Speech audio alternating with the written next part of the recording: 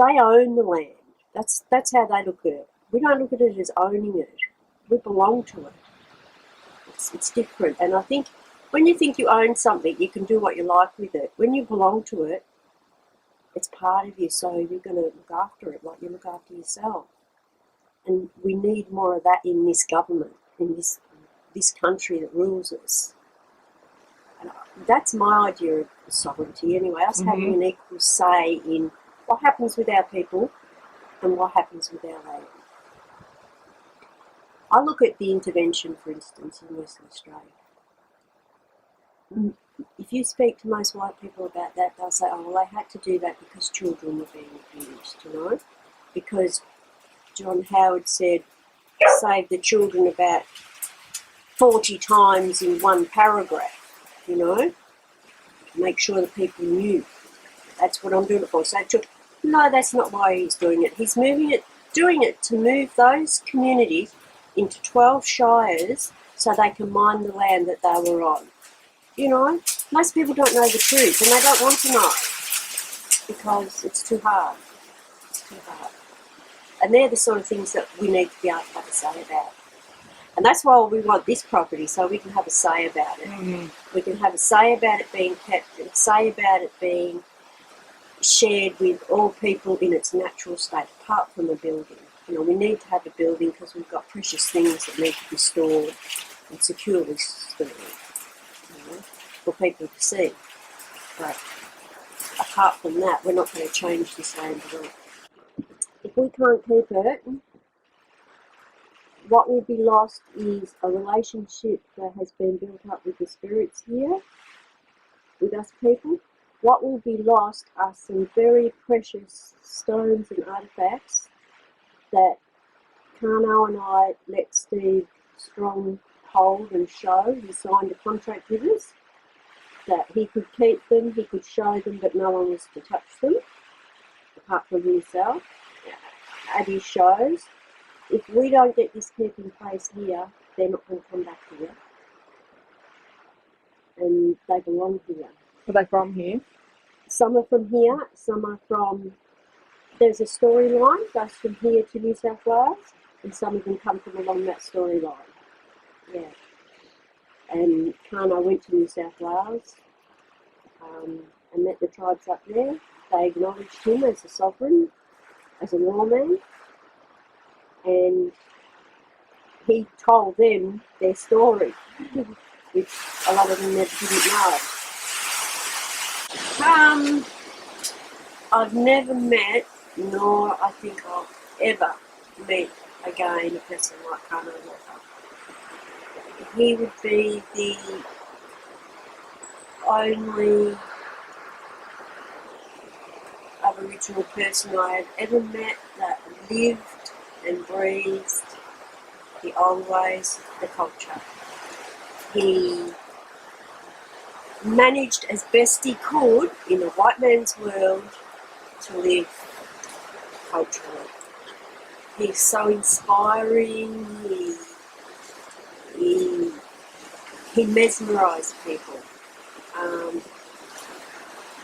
But he had a real cheekiness to him, which was just wonderful. He could be quite devilish in his cheekiness, but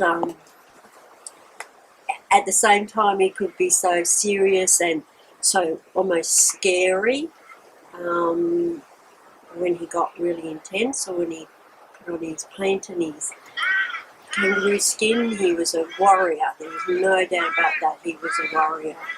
And like when he'd speak,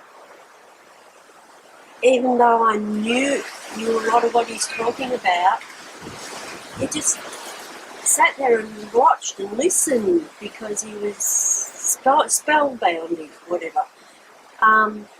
But like I say, he lived and breathed and wanted to share with everybody he met. You'd walk up the street with him and someone would say hello, or you were standing in a line somewhere and someone would say hello, and well, they'd hear the story because Karno would just want to tell everybody. He wanted to share what he knew, and that was a wonderful thing. He to me, there were times when my heart would just break. Like, we'd go to the ILC, for instance, for meetings, and they would be saying things, and Karno would be saying things, and he was right. But if we're going to work with the white man, we've got to play their game. And I understood what they wanted from us. I understood why we shouldn't give it to them. And I'd say to Karno, we'll talk about it later. I'd say, all right, Auntie. And I'd just say, yeah, all right, we'll do what you'll say. And then when we get out there, I'd explain it to them. This is what we have to do, Karno, because if we want to keep the land, we've got to do what they're asking us to do. But I would feel so torn inside because I know that Karno was right. Why should we have to jump through their hoops to take our land? They stole it. Why do we have to do what they want us to do to have it back? It's just not right. So when I say I had the best childhood because I was brought up knowing both ways, both laws, both cultures, in a way it hasn't been a blessing because you're torn between the two, and that's hard. Whereas Karno wasn't torn between the two. He knew what he wanted and he knew how it should be and he knew the proper way, the old way that it should be done. And although he had to do it, he didn't like it. And I understand that completely. And now, finally, we're going to do it that way. And I know he'll be happy. And I just wish we'd done it before, but I guess we needed to be forced into it somehow. Even when we went through the federal court with Karno, there was one day there when he had the whole courtroom in tears, when he stood up and he spoke from his heart about our people and our land. And so there are a lot of people out there that do understand it, but they feel powerless to do anything about it. Whereas that judge more or less said to us, well, I can't make a decision over you people. You've proved that I have no jurisdiction over you. So it's up to you to go out and sort it out for yourselves. So we are going to sort this one out for ourselves, for Karno. I just wish we'd done it before. But I know he's there. He's watching. He's proud. And helping us too. I know that. He's a big loss, not just to us, but to the world. Definitely. And like I say, there'll never be another one. Yeah. Christine has a lot of the knowledge though, because she was Karno's best mate and they shared everything. All our stories are written, there's a lot of recordings,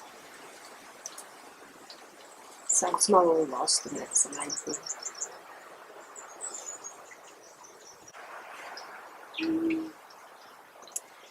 I just hope that it's not a long fight, because we're all getting a bit weary. And there's more important things to get on with as well. Well, you think that. I thought that too. I should be home. I'm doing a uni course online as well as working. I've got assignments that should be in. And I thought, what's more important than this? Nothing's more important than this right now to our people. Nothing. Nothing's more important than this for the world, because if we get what we want here, people from all over the world might come to see and learn and heal. Yeah, that's what I was thinking of in the like more important things to get on with, like because Yeah. you can't until the fight's over, you can't really No, get the cultural centre. No, there's no point. No. And, you know, until it was divested, there was nothing we could do there either, because there was no way we were going to build something for them to take back. You know? So, I guess once we're sure it's ours, then it'll be looking at funding or help, or men with can use a hammer and nails and you know, someone to build. And yeah.